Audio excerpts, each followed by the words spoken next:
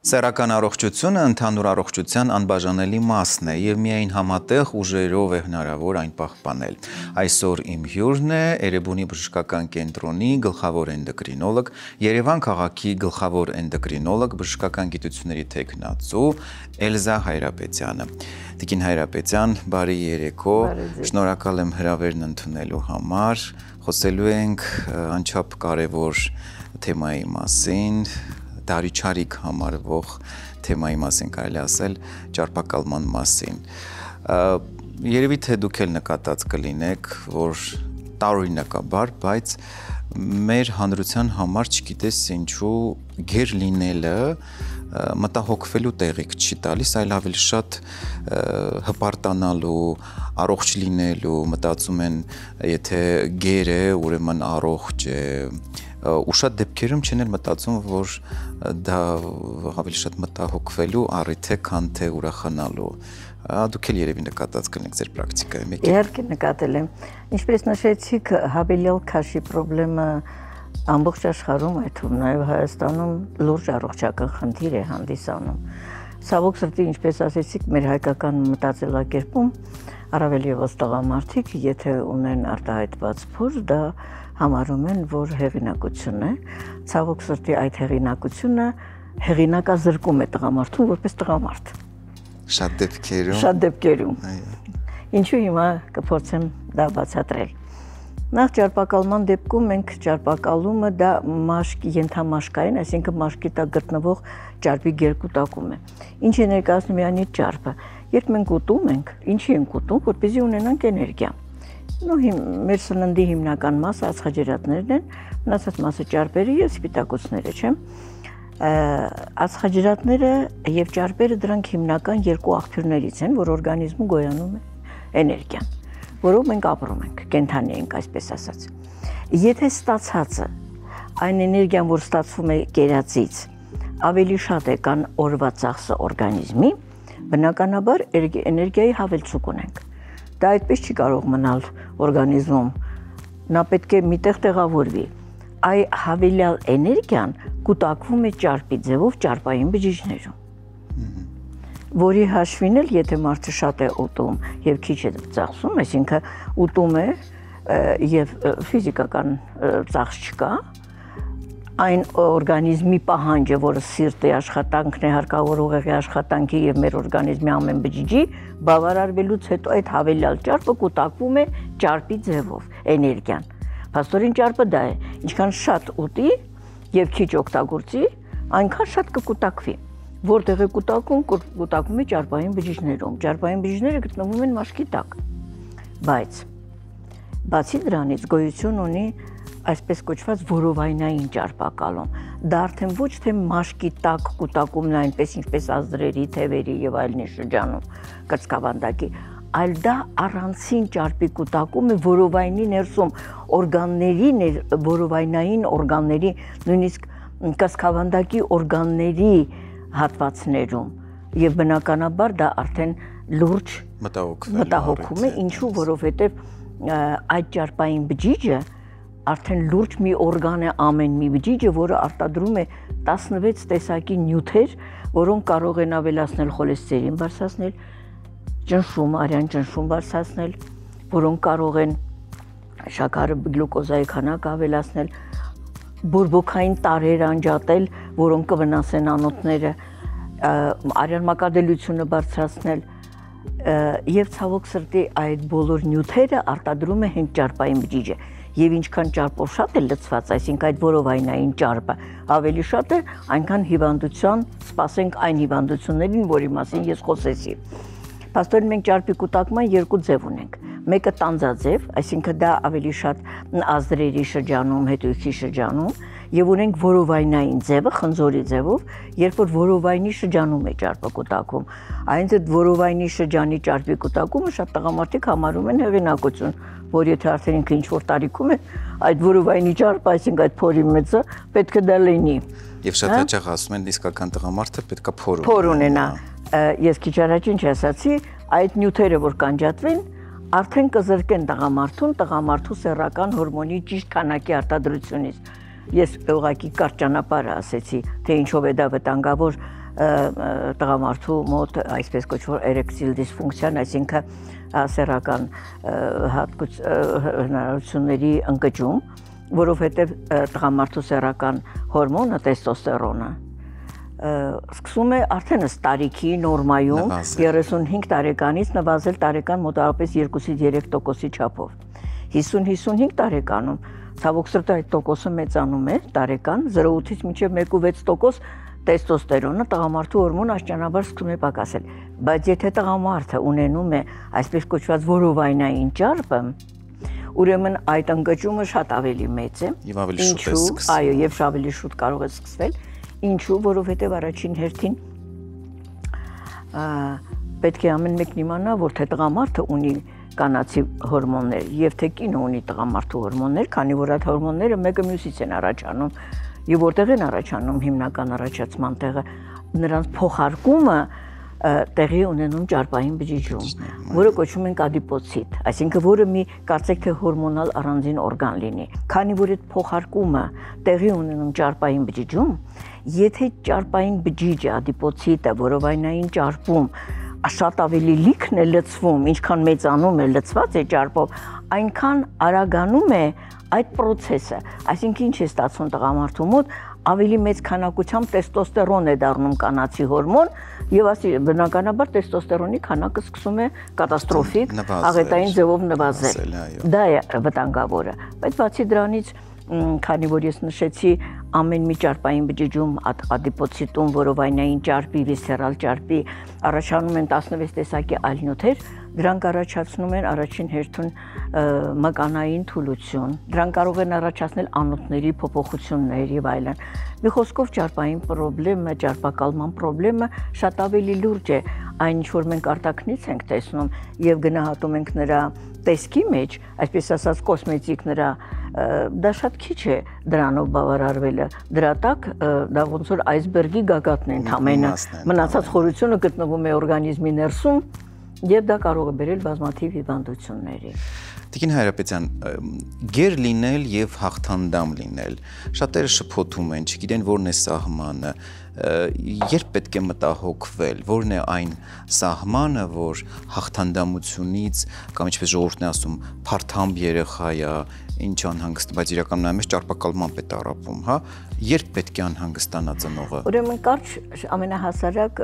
բանաձև գոյություն ունի, ամեն մեկը կարող է անմիջապես որոշել։ Իհարկե բանաձևը ճարպակալում կա, թե չկա, հավելյալ ճարպ կա, նույնպես շատ պարզ է։ Ինչ է դա ընդամենը քաշը բաժանում ենք հասակի վրա, նրա քառակուսու վրա։ Ինդեքսը, այսպես ասած, դա 25-ը, մինչև 25-ը նորմա է համարում, 25-ից երբ որ սկսում է բարձրանալ այդ բանաձևով հաշվարկած, արդեն մենք ունենք ճարպակալման խնդրեմ, բայց ավելի հասարակ ձևը գոյություն ունի, ուրեմն հասակից հանում ենք 100,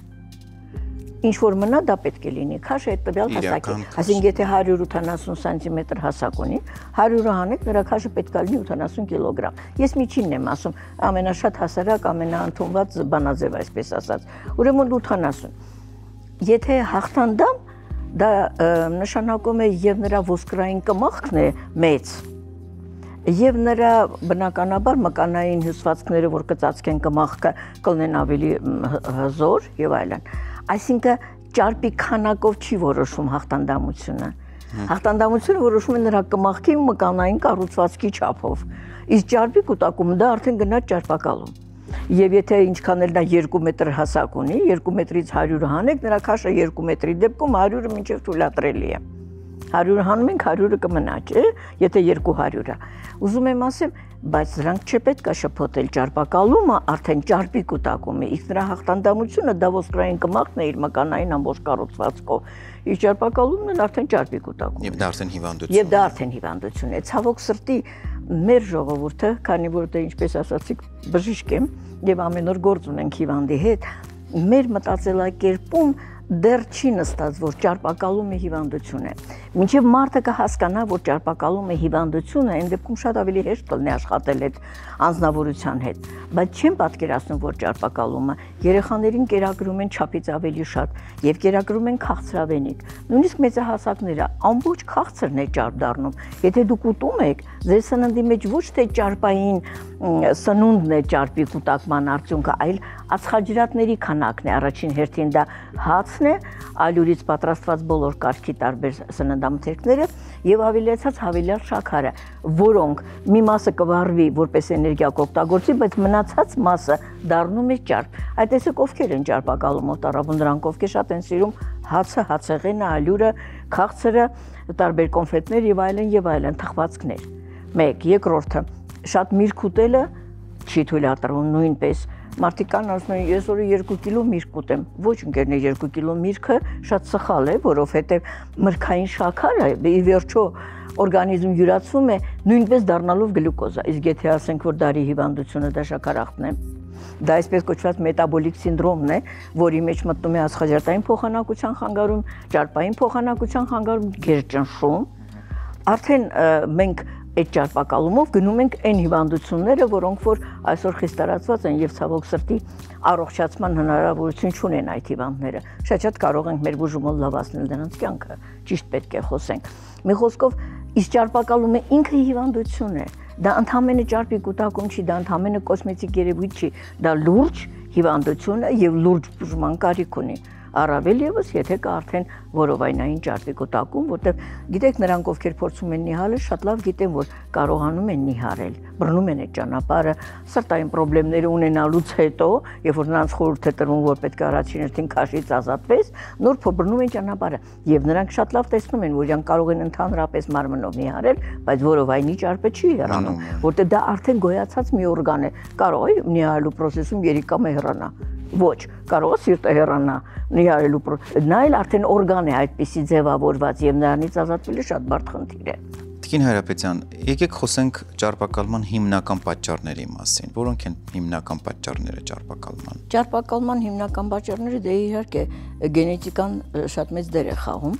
այն ինչ որ կոդավորված ստացել եք ծնվելուց դա իր գործը կատարում է, բայց այդ գենետիկ տրամադրվածությունը օրգանիզմի կարող է չտանել ճարպակալման, եթե ճիշտ կատարվի մնացածը, որոնք են մնացած արտաքին գործոնները։ Առաջի արտաքին գործոններից մեկը գերքանակի սննդի օգտագործումն է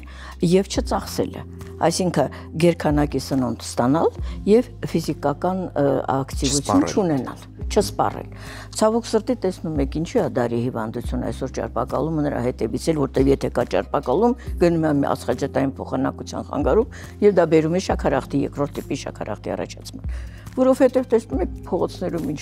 ինչպիսի խցանումներ են մեքենաները, ավելի շատ մարդիկ են նստում ղեկին, իսկ դա նշանակում է արդեն չքայլեցին, արդեն չծախսեցին, հա? Էներգիայի վերածված մի մասը, որ պետք է ծախսել օրգանիզմի պահանջները բավարարելու, այսինքն ուղիղ աշխատանքն ապահովելու, սրտի աշխատանքը, որ աշխատում է եւ շատ մեծ քանակությամբ էներգիա է տանում մեզանից, բայց բոլոր դեպքերում մնացածը ուր պետք է մնա, մնացածը չի կարող գոլոշիանա օրգանիզմից, դա վերածում է ճարպի եւ կուտակվում է ճարպային բջիջում։ Եվ ստացվում է, որ դա միայն դա պետք է լինի հավասարակշռված process կերացի եւ ծախսի միջև։ Քանի չունենք հավասարակշռված process, այսինքն մենք ինչ ունենք, մենք ունենք շատ քանակի սնունդ է մտնում, իսկ ֆիզիկական ակտիվությունը իջած այդ տարբերությունը դարավ ճարպ։ Այսինքն պետք է կարգավորվի սնունդը եւ ֆիզիկական ակտիվությունը, իսկ ով է դրանով զբաղվում։ Այսօր շատ լավ գիտենք սպորտային դահլիճներում շատ քիչ մարդ կտեսնի, շատերը գրվում են, որովհետեւ ընկերներ է գնում, օգտվում, մեկ, երկրորդը երիտասարդներն են գնում, այնտեղ ծանոթությունների շատ լավ տեղ է։ Երկուս եւ երրորդը, եթե գալիս են էլ մի մասն էլ, ընդհանրապես նստած են, այսպես ասած, ջրային այդ ջակուզի կոչվածի մեջ, զրույցի են բռնված եւ այլն։ Քիչ մարդ կտեսնեք, որոնք իրոք ավազանում լուրջ զբաղված են էներգիան վատնելու։ Ցավոք սրտի, բայց գրված են, բայց այդ սպորտային ակումբներից օգտվում են։ Մեկ, երկրորդը, չգիտեմ, մեր հայրը սովորություն չունեն հետո աշխատանքից հետո ուտելուց հետո դուրս գալու, քայլելու, այսպես ասած, կամ նույնիսկ եթե քայլում են շատ դանդաղ ընկերոջը զրուցելով, դա չեղավ քայլ, դա մեր բժշկական քայլը չի, եւ դա չի օգնելու ճարպի հեռացմանը, այդ քայլը պետք է լինի մի քիչ ավելի արագ եւ ոչ պակաս քան 30 րոպե այդ արագությամբ, որտեղ 30 րոպեից նոր սկսում է ճարպը հալվել։ Մի խոսքով process-ը, որը բերել է այսօր ճարպակալման նա է, որ մենք ունենք սակավաշարժություն եւ ունենք գերսննդի ընդունում, ընդ որում այդ սնունդը հիմնականում հացայինն է, որտեղ հայերը շատ սիրում են հացը, չէ՞։ Եթե երկու ընկեր միասին պետք է գնան միտեղ հաց ուտելու, իրանք ասում են գնանք մի կտոր հաց ուտենք, չեն ասում գնանք խորոված ուտենք։ Երբ որ դուք տուն եք վերադարձել, տիկինը ճաշը պատրաստ է, չի ասում դե նստեք ճաշը պատրաստ, ասում դե նստեք հացը դրել եմ, հացը պատրաստ է, հացի, դա միայն խոսք չի, դա մեր գաղափարի մեջ նստած, ցավոք սրտի ամենամեծ կալորիան տալիս է հացը։ Իսկ մենք սիրում ենք հացը։ Այո, եկեք խոսենք բարդություններից եւ մասնավորապես սեռական ոլորտի առումով ինչ բարդություններ կարող են առաջանալ, եթե ժամանակին չկանխենք ճարպակալումը։ Սեռական բարդությունները վերաբերում է թե կանանց եւ թե տղամարդկանց։ Խոսենք տղամարդկանց սեռական, այսպես ասած, բարդություններից, հա։ Առաջի հերթին դա սեռական կարողության անկումն է։ Ես քիչ արած, ինչքան մեծ է որովայնը, այնքան վատ է մի հարկ ներքև, հա։ Սեռական կարողությունը, որովհետև շատ դիպուկ է։ Միակ ներքև այնքան վատ է։ Ինչու, որովհետև ես քիչ առաջ ասացի, որ ճարպային բջիջում, որովայնային ճարպի բջիջում փոխարկումն է տեղի ունենում սեռական արական հորմոնից կանացի։ Եթե դա տղամարդ է, կոդավորված է, որ նրա մոտ արական հորմոնը պետք է շատ մնա, մի փոքր առաջանա կանացի։ Բայց այդ փոխարկող, այսպես կոչվող նյութը, որը ֆերմենտ ենք անվանում, նա ակտիվանում է, երբ որ գեր ճարպ է, ինչքան ճարպը շատ է, նա ակտիվանում է։ Եվ այդ ակտիվացած նյութը ավելի շատ տղամարդկային հորմոն է դարձնում կանացի, ստացվում է, որ տղամարդկանց մոտ կանացի հորմոնների քանակը բարձրանում է։ Սա արդեն տեստոստերոնը իջնում է։ Եվ բնականաբար քիչ է մնում սեռական հորմոնը հիմնական գլխավոր տեստոստերոնի քանակը քչացավ արդեն։ Առաջի կարևոր պայմանը դա է։ Մյուս կարևոր պայմանը սեռական թուլության, եթե մենք ունենք ճարպակալում, մենք ունենք ինսուլինի գերքանակներ։ Ինչու, որովհետև մենք ստեղծվում է ճարպի կուտակման հետ ինսուլինի նկատմամբ օրգանիզմի կողմից կայունություն։ Եվ տարիներ, այսինքն օրգանիզմի բջիջը չի զգում սեփական ինսուլինը։ Տարիների ընթացքում դա դառնում է շաքարախտ երկրորդ տիպի։ Ինսուլինարեզիստենտության պայմաններում, այսինքն ենթաստամոքսային գեղձը ավելի շատ ինսուլին է արտադրում, որպեսզի հաղթահարի բարիերը ու գլյուկոզան յուրացնի, բայց երբ որ կա ճարպ, դա արդեն կայունություն է ստեղծում, չի զգում սեփական բջիջ, սեփական ինսուլին։ Հետևաբար ինսուլինի քանակը ենթաստամոքսային գեղձը կոմպենսատոր ավելացնում է, նա չի հասկանում ինչ է կատարում, նա հասկանում է, որ գլյուկոզան չի յուրացում, ինքը պետք է աշխատի։ Ինքը սկսում է 2 անգամ շատ ինսուլին արտադրել։ Երբ ինսուլինը շատ է արտադրվում, ընկճվում է տեստոստերոնի արտադրությունը։ Սա մեր մյուս մեխանիզմն է, սա մեր մետաբոլիկ սինդրոմն է, որը ժամանակի մեջ նոր քիչ առաջ ասացի դառնալու է երկրորդ տիպի շաքարախտ։ Եվ արդյունքում նաև նվազում է սեռական ցանկությունը։ Անպայման, միանշանակ նվազում է, քանի որ տեստոստերոնը եթե արդեն քիչ է, բնականաբար սեռական ցանկությունն էլ քիչ է։ Բայց երբ են տղամարդիկ դիմում բժշկի, շատ ավելի ուշ, սկզբից սկսում ենք նրանց սեռական ցանկությունը, իրանք առանձնապես դրան բանի տեղ չեն դնում։ Բայց երբ որ արդեն կա սեռական թուլություն, այսպես ասած էրեկտիլ դիսֆունկցիան, արդեն անկարողությունը, այդ դեպքում արդեն գնում է բժշկի։ Իսկ այս մտահոգությունը արդեն բավականին լուրջ ստադիա է անցել հիվանդությունը, խորացած է եւ հետ բերելը բավականին դժվար է, մեծ ջանքեր է պահանջում։ Իսկ կանանց պարագայում ինչ բարդ։ Կանանց պարագայում նույնպես ճարպակալման դեպքում մենք ունենում ենք լուրջ վերարտադրողական օրգանների, ձվարանների ֆունկցիայի խանգարումներ եւ շատ հաճախ կանայք, որոնք տարիներով տառապում են, որ չեն կարողանում երեխա ունենալ այդ վերարտադրողական ֆունկցիայի խանգարումներ եւ ունեն հավելյալ քաշ, բավական է լինում նրանց քաշի իջեցնել եւ նրանք կարողանում են հղիանալ, որովհետեւ ճարպային բջիջը տվյալ դեպքում նույնպես ռեզիստենտություն է ստեղծում, քիչ առաջ ասացի, Եվ գտնում են, որ այս շատ տարածված ձվարանների պոլիկիստոզի սինդրոմը, որը ցավոք սրտի Հայաստանում էլ շատ է տարածված եւ շատ աղջիկներ ունեն դա եւ շատ երիտասարդ կանայք, ավելի է խորանում, երբ որ մենք ունենում ենք ճարպակալում, քանի որ քիչ առաջ ասեցի ինսուլինը տվյալ դեպքում ձվարանների մակարդակով էլ շատ կարևոր դեր է խաղում, իսկ դրա քանակը երբ որ ավելանում է, մենք ունենում ենք, նա ունի ուժեղ ստեղծող հատկություն ինսուլինը, նա ստեղծում է, ավելացնում է, մենք բժշկական տերմինով ասում ենք անաբոլիկ ազդեցություն, անաբոլիկ ազդեցությունը ձվարանի վրա հաստատում է ձվարանի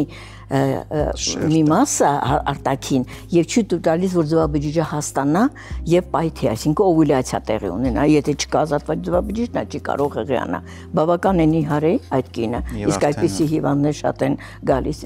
շատ եմ ես տեսնում, արդեն դա բավական է լինում առանց դեղորայքի, որ նրանք կարողանան հղիանալ, նույնը վերաբերում է տղամարդկանց, իսկ եթե այդ բոլորին ավելացնենք նաեւ ալկոհոլի չարաշահումը 1, որը նույնպես բերում է բարձրացնում է ճարպի սինթեզը,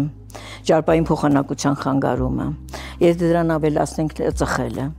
չէ՞ թվում է հենց այսպես, բայց ծխելու process-ում մենք դες շատ լավ գիտենք առաջանում են 4000 թունավոր նյութեր, 4000 ծխելու պարագայում,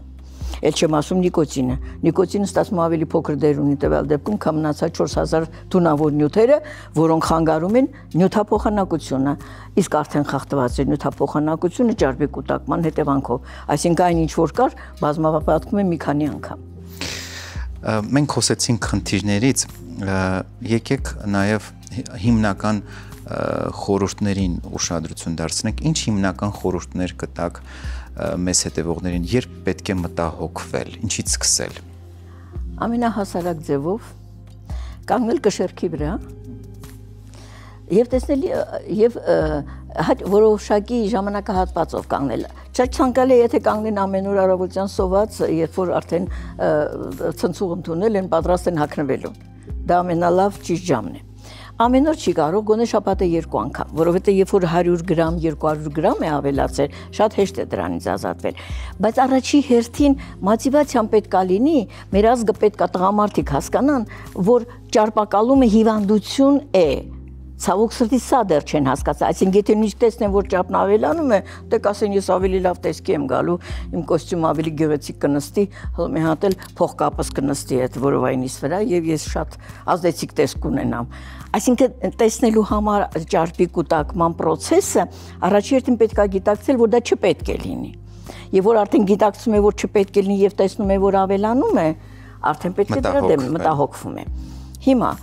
ամենահասարակ ձևը ընդհանուր քաշը չի կարևոր, կարևորը գոտկատեղի չափն է տղամարդկանց մոտ, դա պետք է անկախ նրանց հասակից, անկախ ամեն ինչից, պետք է չգերազանցի 94-ից մինչև 98 սանտիմ, որտեվ կարող է քաշը մեծ լինի, բայց ինքը կուտակված չլինի որովայնի շրջանում, այսինքն քաշի ինդեքսը կարևոր է, բայց ավելի կարևոր է ամենա, այսպես ասած, պարզ եւ ամենա արագ կողմնորոշվելու ճանապարհը գոտկատեղը չափելն է, տղամարդկանց համար դա մինչև 98 սանտիմն է, հենց որ դա դարել է 100, 104 արդեն պետք է անհանգստանալ, որտեվ այդ աճելու process-ում հեշտ է դրա դեմն առնել, առաջին հերթին սնունդը կարգավորել։ Սնունդը կարգավորել։ Սնունդը պետք է հարուստ լինի ավելի շատ բանջարեղենով, տարբեր կարգի, սպիտակուցներով, հա։ Միսը կարելի է օրինակի համար ձուկը, դա կատնամթերքները, որոնք ավելի քիչ ուղղայնություն ունեն, շատ ավելի լավ սննդի ձև են։ Բայց ոչ թե հացը, մոռանալ հացը, ալյուրից պատրաստված ամեն ինչը եւ քաղցրավենիքը, սա արդեն ճանապարհ է կանխելու համար։ Այո, իսկ հետո շարժվել։ Այսինքն եթե դու ստացել ես նույնիսկ հարկավոր է արդեն արագություն ձեռք բերել, այսինքն շարժվել, շարժման ընթացքում վատնել գոնե ինչ որ ստացել ես, չես կարողացել քեզ զսպել, կերել ես, հիմա արդեն հարկավոր է վատնել եւ ոչ թե դառնա ճարպ ու նստի, որտեղ երբ որ նստեց արդեն ավելի դժվար է նրան դուրս բերելը։ Սա երկրորդ կարևոր խորհուրդը։ Երրորդ խորհուրդը իհարկե վատ սովորություններից հրաժարվելը, քիչ առաջ ասեցի, ալկոհոլը շատ լավ բան է, կարելի է օգտագործել, բայց օգտագործել չափի մեջ, շաբաթը մեկ անգամ ոչ մեկին ոչինչ բանին չի խանգարում, բայց ոչ թե ամեն օր որոշակի քանակություն, որը տանում է ճարպակալման։ Ծխելը եւ այլն ես արդեն ասեցի։ Շնորհակալություն չափազանց հետաքրքիր զրույցի համար։ Կարծում եմ այսօրվա մեր քննարկումը իհարկե օգտակար կլինի շատ շատերի համար եւ նրանք ովքեր որ միջև հիմա չգիտեին թե ինչից սկսեն, դիտելով մեր հաղորդումը, վաղվանից արդեն կսկսեն մտածել այդ ուղղությամբ։ Դե եկեք ցանկանանք առողջություն նրանց բոլորին, ովքեր ցանկանում են չունենալ ճարպակալում կամ եթե արդեն ունեն, կորոշեն այսօր ես կարծում եմ, որ պետք է լուրջ նայեն խնդրին եւ ազատվեն դրանից, քանի դեռ շուտ է, քանի դեռ չկան լուրջ վտանգներ եւ բարդություններ։ Հետագայում իհարկե բարդություններից խուսափելու համար։ Այսօրվա համար այս թեմայով այսքանը։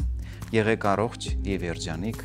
եւ հետեւեք ձեր քաշին, հետագայում բարդություններ չունենալու համար։